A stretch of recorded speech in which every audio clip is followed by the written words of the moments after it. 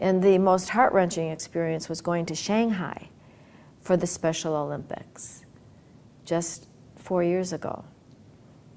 We were way high in the stands, and you could just picture 80,000 people in the stands in Shanghai, a third world country, and seeing the president of China and all the other Chinese dignitaries with black hair, black suits, white shirts, and black ties, all kind of in a group, and hearing from the outside coming into the stadium, drums, heavier, heavier, louder and louder, and from the four corners of the stadium, you could see 500 orange silk robes with hoods, drummers, flying into the stadium and drumming at the same time.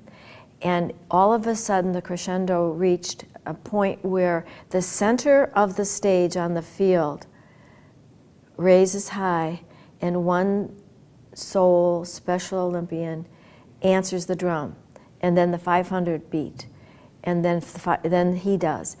And the theme of the opening ceremony was, "All hearts beat the same." It was, I can still picture, I still have the chills thinking about it. And 10 years before those games in Shanghai, China never recognized special needs kids, nor do I think that they existed. And now we were celebrating children with special needs in a third world country. So if the impact of Special Olympics means anything, it means that. Well, I'm not sure that it's necessarily been thought of this way, but the way you portray it, this actually is arguably one of the key legacies of the Mayor Daley administration. Oh, it most certainly is. And very few people even think about that. Is Chicago and Mayor Daley, but for him, there never would have been.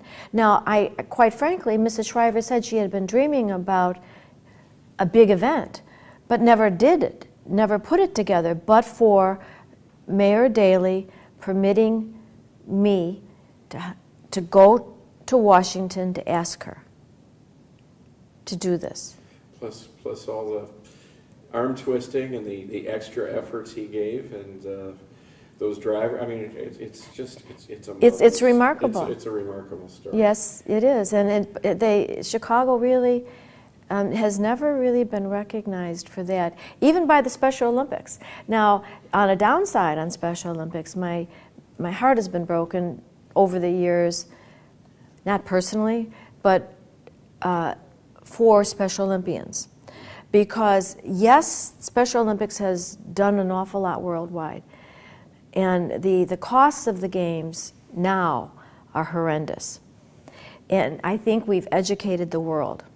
At some point, we should have decentralized and started using major amounts of money via Special Olympics fundraising to provide long-term residential care facilities for persons with disabilities. That is a continuing social issue now.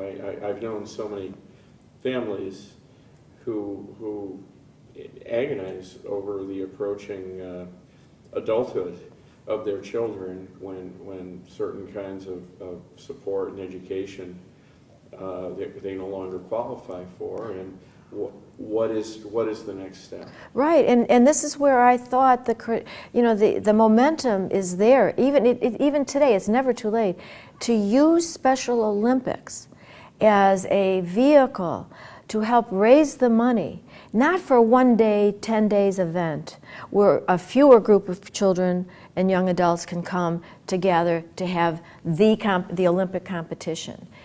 To decentralize it and have the local games like we always have, because sometimes kids, they might get on a plane, they don't realize they're in China. The concept is there, but maybe not all there. But we could use that money. I gave the commencement address 2 years ago at the Southside Occupational Center, which is a an agency that provides training and education to those young adults who have special needs up until the age of 22. I was at Lindblom High School in Inglewood on the south side, and we saw the students that were graduating, there were about 40 of them, had been in public schools and in education workshop program up until this time. And they learned a lot. And they were in their mortar boards and their graduation gowns, singing and so jubilant. Their caregivers with them, if they had a family member there that was there, or if a parent or siblings were all there in the auditorium celebrating the graduation. I almost couldn't contain myself because all I could think about when they wake up tomorrow, they have no place to go.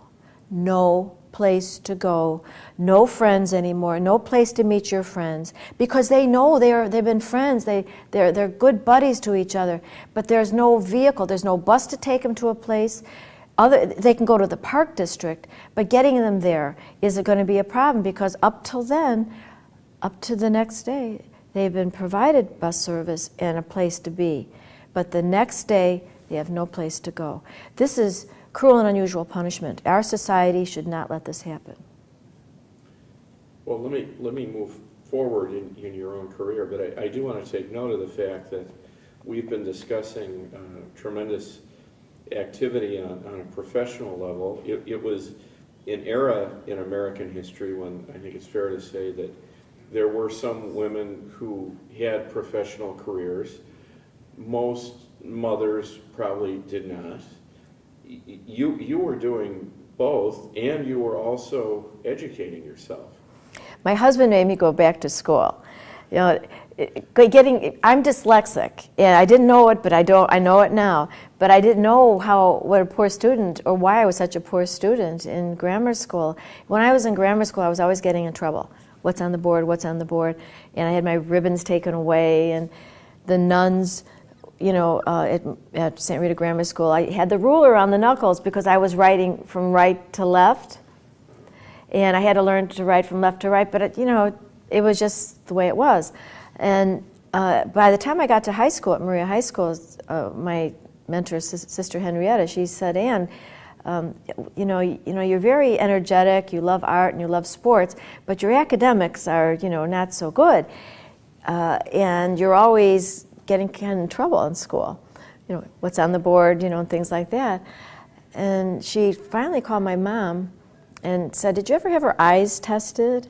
And my mother said, "No, we don't wear glasses. You know, we just never thought about it." So it wasn't until I was a sophomore in high school that I went to the eye doctor to discover that I couldn't see 3 feet in front of me.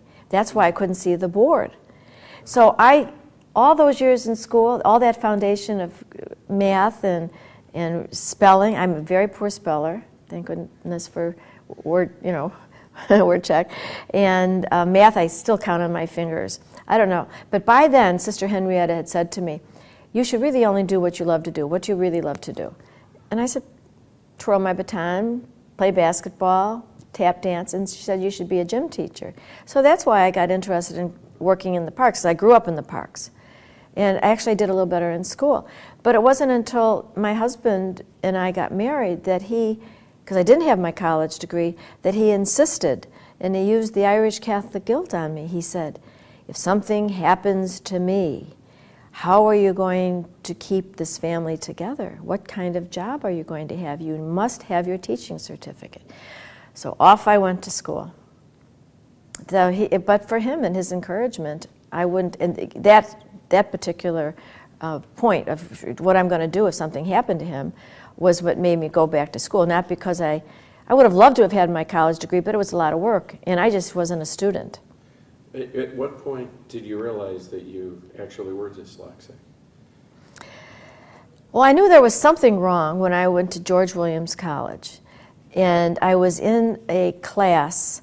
Arthur Steinhaus was a professor, and he did a lot of research there. And he asked for volunteers to participate in a free throw research program, basketball. So I raised my hand and I said I could. I was in a class. So what he did was hypnotize us.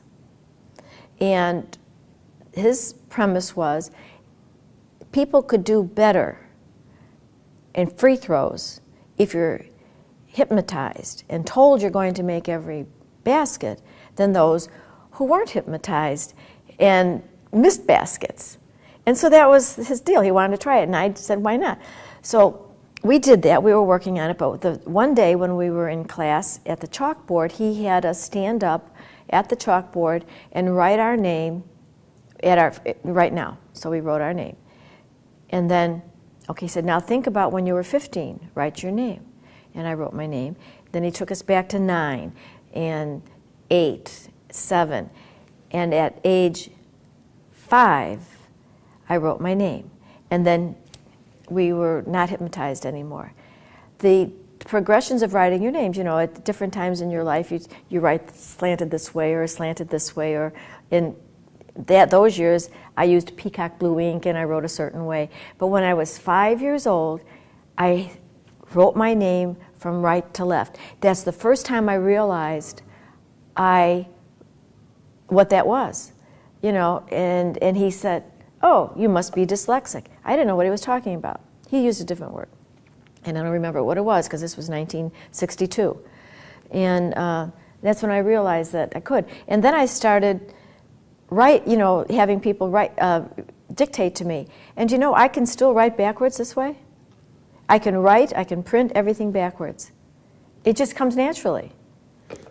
Now it's a talent, but back then it was a disability. It would Without understanding it and finding a way to work around it. But because my parents, I was the youngest of 4, the next one to me is 9 years older, I was more or less an only child, but my parents always encouraged me whatever I did.